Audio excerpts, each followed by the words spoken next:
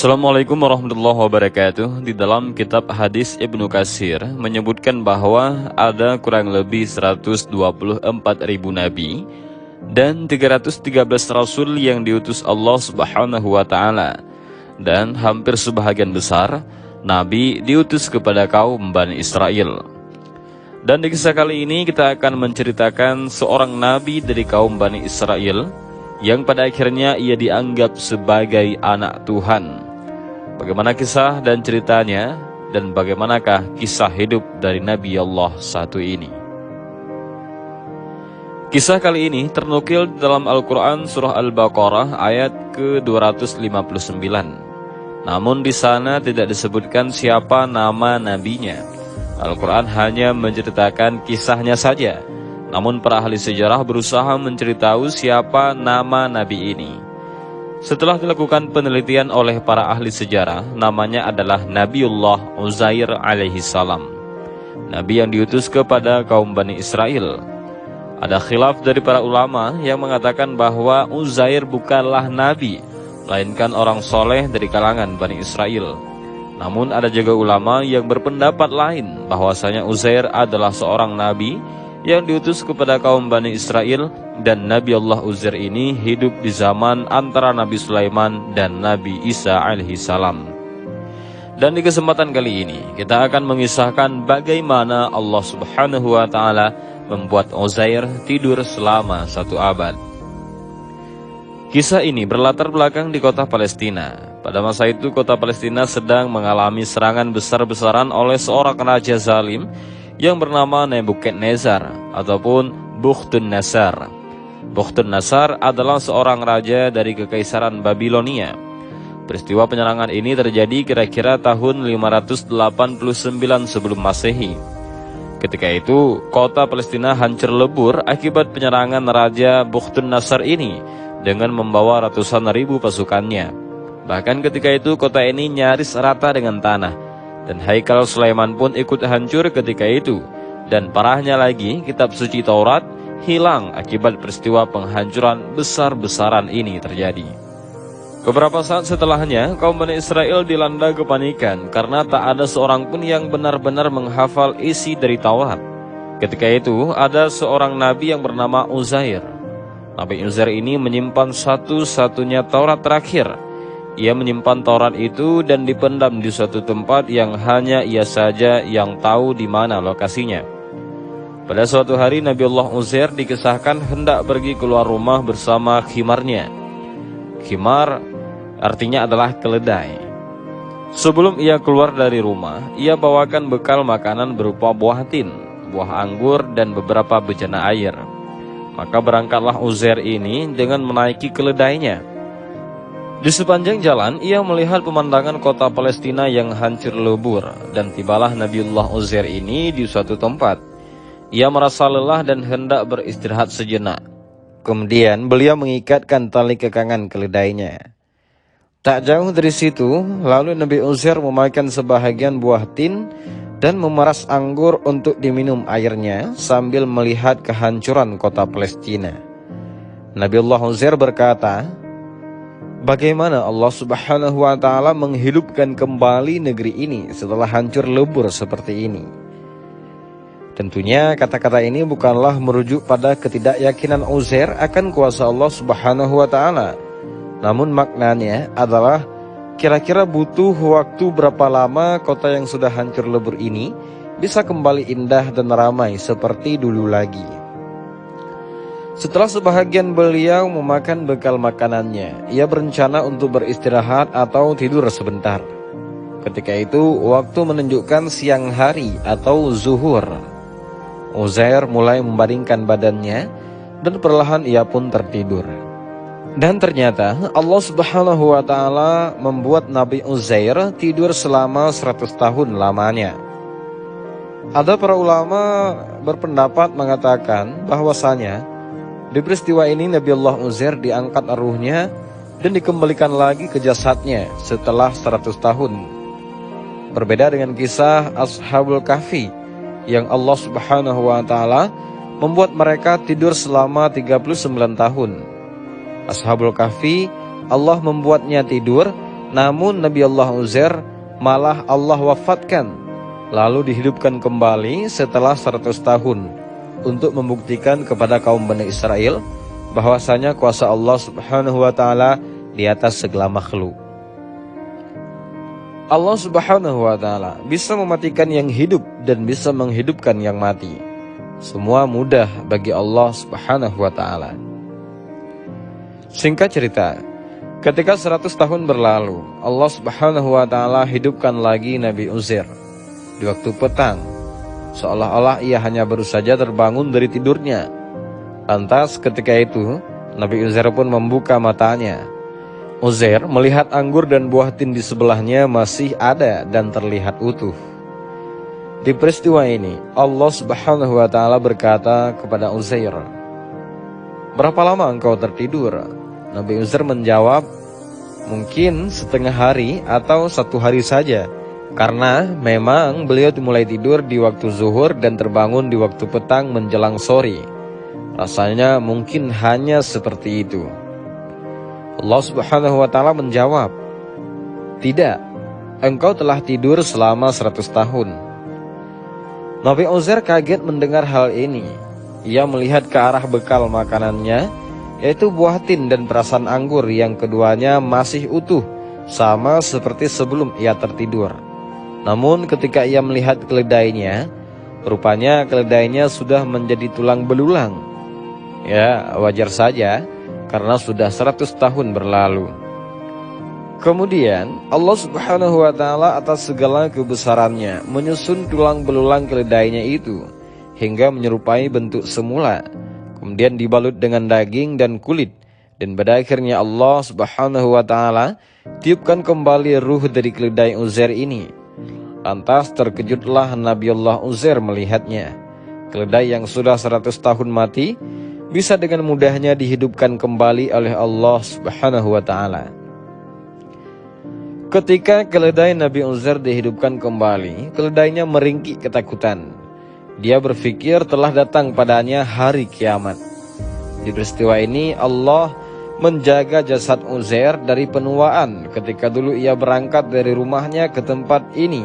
Usianya menginjak 40 tahun dan sekarang usia Nabi Uzair 140 tahun. Namun sama sekali kulitnya, rambutnya, bahkan postur badannya menunjukkan bahwasannya ia sudah tua. Allah Subhanahu wa taala jaga dia dari penuaan ketika diwafatkan selama 100 tahun. Akhirnya pulanglah Uzair ke rumahnya di mana ia tinggal dulu. Ia berjalan menyusuri kota Palestina bersama keledainya.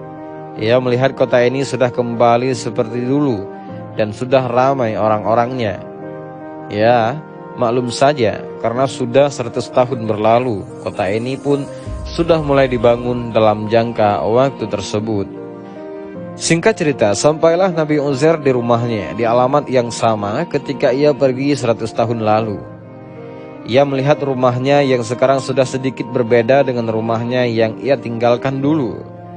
Nabi Allah Uzair melihat di depan rumahnya ada seorang wanita tua yang sedang duduk. Beliau melihat mata dari wanita tua ini sudah sedikit buta dan sudah sangat rabun penglihatannya.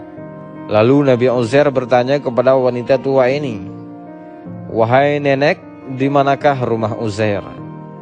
Mendengar pertanyaan ini, wanita tua itu pun sedikit heran dan dia menjawab, "Kenapa engkau bertanya tentang rumahnya Uzair? Uzair sudah tidak ada, sudah pergi dan tidak pulang sejak 100 tahun yang lalu.